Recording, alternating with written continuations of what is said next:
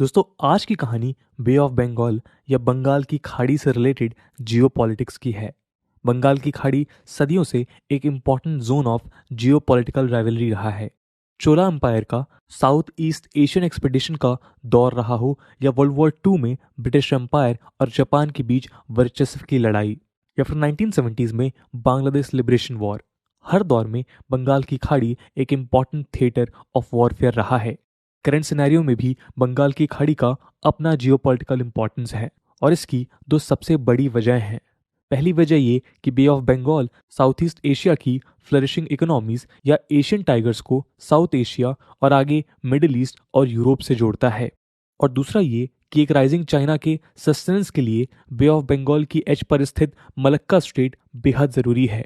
और अपने इंटरेस्ट को सिक्योर करने के लिए चाइना बे ऑफ बंगाल में लगातार अपनी प्रेजेंस बढ़ा रहा है। इस बढ़ते एक्सपेंशनिज्म ने चाइना को इंडिया के सामने लाकर खड़ा कर दिया है, क्योंकि बे ऑफ बंगाल ट्रेडिशनली इंडिया के जोन ऑफ इन्फ्लुएंस में रहा है।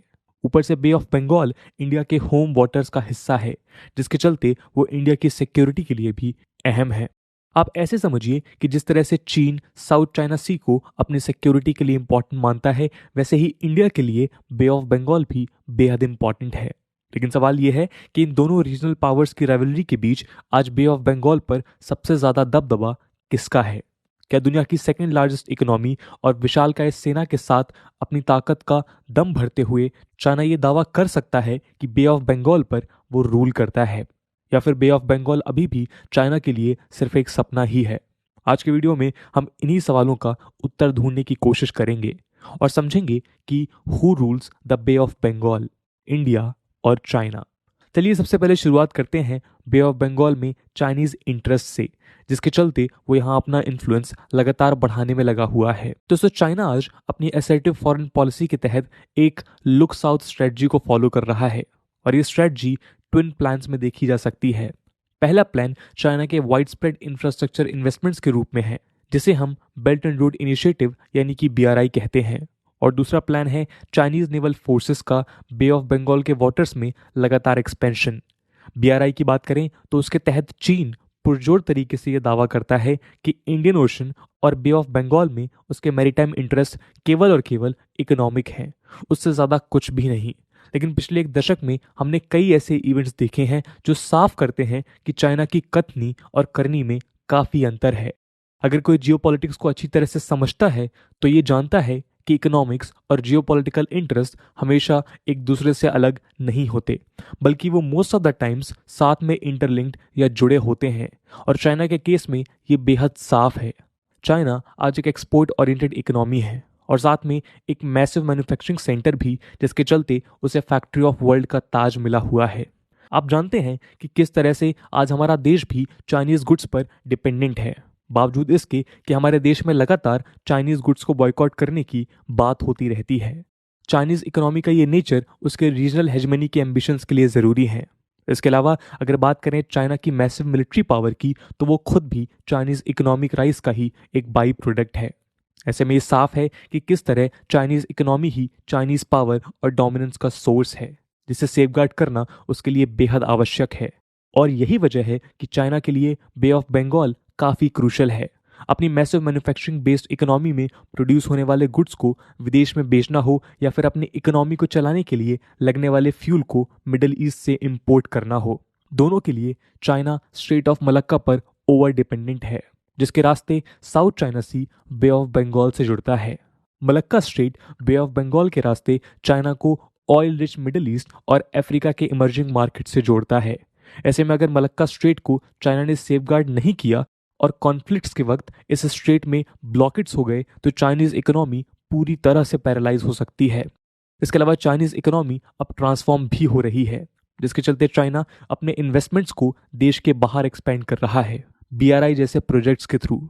BRI चाइनीज इकोनॉमिक इंटरेस्ट के लिए तो ज़रूरी है ही, साथ में वो उसके हेजेमनिक एम्बिशंस के लिए भी आवश्यक है, क्योंकि BRI के तहत कई ऐसे प्रोजेक्ट्स हैं जो चाइना के सबसे बड़े जियोपॉलिटिकल चैलेंज यानी मलक्का डायलेमा के सॉल्यूशंस माने जाते हैं। फॉर एग्जांपल CPEC, जो चाइना को डायरेक्टली अरेबियन सी में पाकिस्तानी पोर्ट ग्वादर से जोड़ता है, या फिर proposed Bangladesh Myanmar India China corridor, जो चाइना के यूनान को डायरेक्टली बे ऑफ बंगाल से जोड़ेगा, 10 बाईपासिंग मलक्का स्ट्रेट। ऐसे में इन प्रोजेक्ट्स को सेफगार्ड करने के लिए रिक्वायर्ड सिक्योरिटी डिप्लॉयमेंट पर भी चाइना ध्यान दे रहा है, और यही वजह है कि वो लगातार बे ऑफ बंगाल में अपनी नेवल प्रेजेंस को बढ़ाने में लगा हुआ है।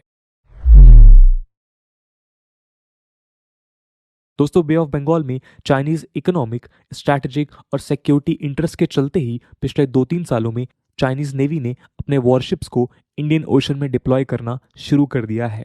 कुछ रिपोर्ट्स दावा करती हैं कि दिसंबर 2019 में तो चाइनीज वेसल्स इंडिया के स्पेशल इकोनॉमिक जोन तक में एंटर कर गए थे।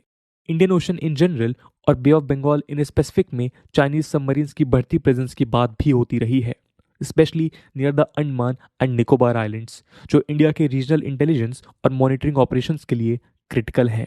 2019 की एक रिपोर्ट के मुताबिक चाइनीज शिप्स जैसे शियान 01, हायांग 20 और शियांग होंग 3 और 6 बे ऑफ बंगाल में अंडमान एंड निकोबार आइलैंड के आसपास अंडर वाटर सर्वे करते हुए पाए गए थे। दावा है कि ये under water surveys Chinese navy के लार्जर प्लान्स का हिस्सा है, क्योंकि इस तरह के सर्वेज नेवल सबमरीन्स और शिप्स को वाटर बॉडी की सैलिनिटी, टेम्परेचर और ओशियनिक करंट्स की जानकारी देते हैं। इन पैरामीटर्स की जानकारी नेवी को वाटर्स में स्मूथली ऑपरेट करने में मददगार होती है, specially in times of conflicts and Wars. इसके अलावा बे ऑफ बंगाल में लोकेटेड म्यांमार, बांग्लादेश और थाईलैंड के साथ भी चाइना ने कई आर्म्स डील साइन किए हैं to acquire Chinese made frigates and submarines for their navies. Myanmar के कोको आइलैंड में located Chinese maritime reconnaissance and electronic intelligence station के बारे में तो हम जानते ही हैं, जो चाइना को बे ऑफ बंगाल में एक मेजर स्ट्रैटेजिक एज देते हैं। ये आइलैंड अंडमान एंड निकोबार के नदर्न मोस्ट आइलैंड यानी लैंडफॉल आइलैंड से सिर्फ 63 किलोमीटर दूर है। कोको आइलैंड के इस्तेमाल से चाइना लगातार अंडमान एंड निकोबार में स्थित इंडियन मिसाइल फैसिलिटीज पर नजर रखने की कोशिश में रहता है।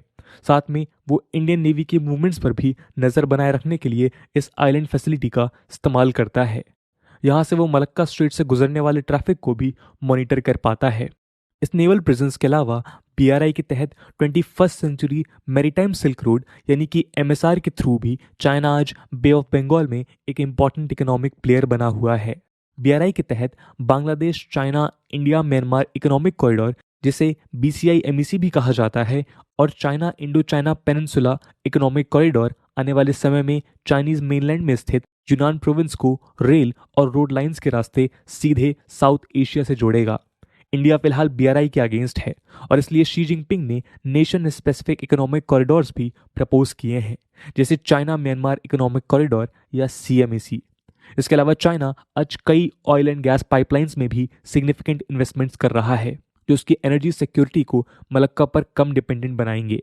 मैरीटाइम सिल्क रूट के तहत चाइना ने बे ऑफ बंगाल रीजन में कई मैसिव इंफ्रास्ट्रक्चर इन्वेस्टमेंट्स भी किए हैं। इन इन्वेस्टमेंट्स में म्यांमार के रामरी, हाईगी, जेडिटकी क्यू और क्याकप्यू आइलैंड्स, बांग्लादेश का चिटागोंग पोर्ट और साउथ में श्रीलंका के हम्बनटोटा और कोलंबो पोर्ट्स इंपॉर्टेंट नाम हैं।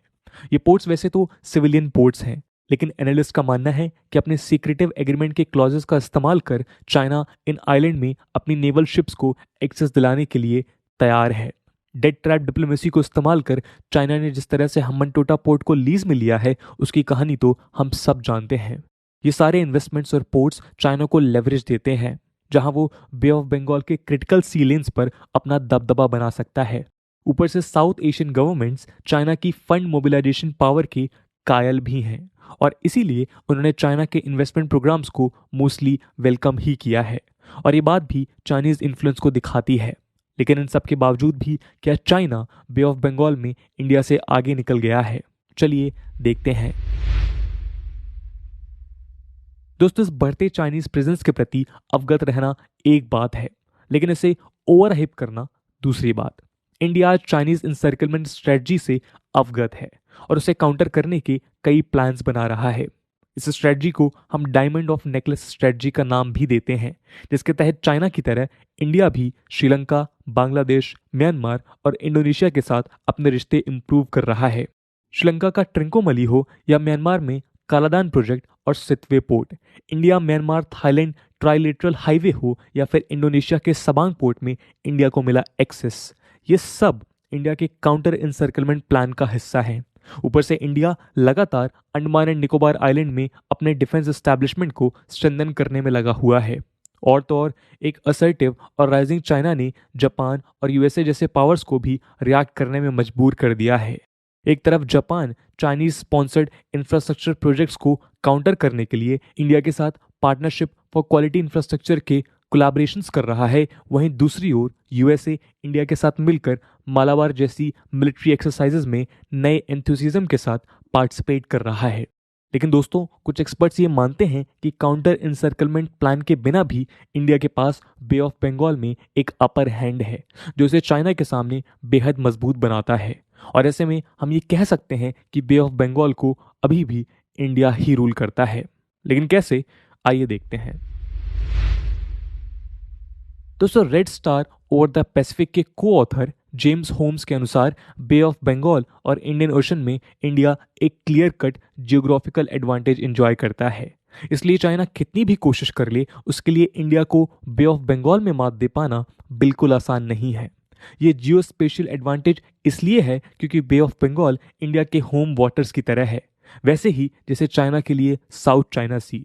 जिस तरह इंडिया या इवन यूएसए जैसी पावर के लिए चाइना को साउथ चाइना सी में ही जाकर हरा पाना बेहद मुश्किल है, वैसे ही चाइना के लिए हजारों किलोमीटर ट्रैवल कर इंडिया को बे ऑफ बंगाल में आकर मात दे पाना लगभग नामुमकिन है।